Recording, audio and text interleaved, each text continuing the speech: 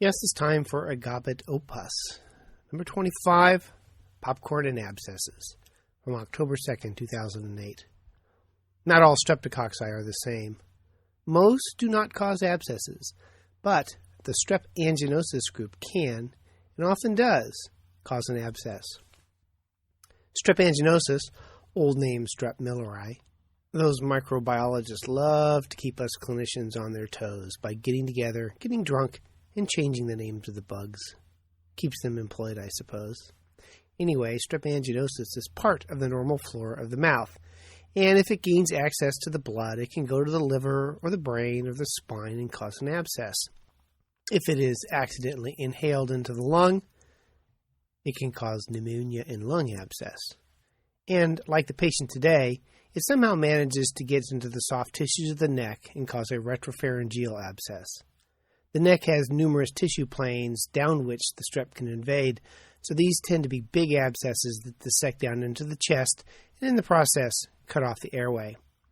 I do not yet know why this patient had a strep anginosus abscess. He cannot talk due to his tracheostomy, but relatively minor trauma is often all that is needed. I once had a case of someone who, while a wee bit drunk, failed to chew his nacho chip sufficiently, and it cut through his esophagus when he swallowed it, causing an abscess.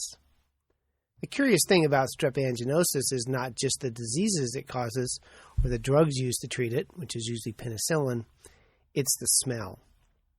It smells like buttered popcorn, or so they say. I have never smelled it. For some curious reason, I cannot bring myself to smell a culture plate, although the microbiologists do routinely. When I was a fellow, one of my colleagues ran down to the lab to smell a plate, and it turned out to be growing coccidioidomycosis. Now, cocci is a very infectious disease under these conditions.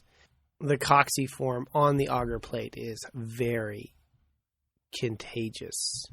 Now, no one knows what cocci smells like, except, of course, that fellow. And she said it had no odor at all. So why does strep anginosus smell like popcorn? Or more specifically, buttered popcorn? Some people say it smells like caramel corn. Well, it's because strep anginosus makes diacetyl. Lots and lots of diacetyl.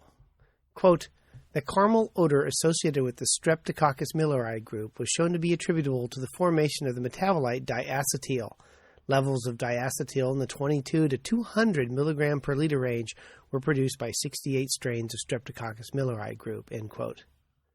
What is cool is that the reason it smells like buttered popcorn is that diacetyl is one of the compounds that gives butter the butter smell and Chardonnay that Chardonnay taste. Next time you have that fake butter spread, you think to yourself, I can't believe it's not strep anginosus. Small amounts of diacetyl are found in beer and wine from yeast fermentation, and it's what gives beer and wine a slipperiness. Or so says the Wikipedia, which also says, quote, concentrations from 0.005 milligrams per liter to 1.7 milligrams per liter were measured in Chardonnay wines, and the amount needed for the flavor to be noticed is at least 0.2 milligrams per liter.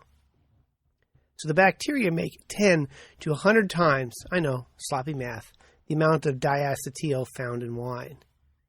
Oregon beers are many things, amongst them best anywhere, but slippery is not one of them. Makers of Chardonnay try and maximize the amount of diacetyl to give the wine that buttery taste and slipperiness. Or maybe it's really just pureed slugs. A new smoothie flavor for the Jamba Juice? Give me a good Bordeaux any day. So next time you have that microwave popcorn and a glass of Chardonnay, remember that rich buttery smell is also the smell of abscesses. Bon appetit. The relevant articles for this podcast are Detection of Diacetyl and Presumptive Identification of Streptococcus milleri Group, Journal of Clinical Microbiology, 1992, November, page 3028. And that ends another Gobbet opus.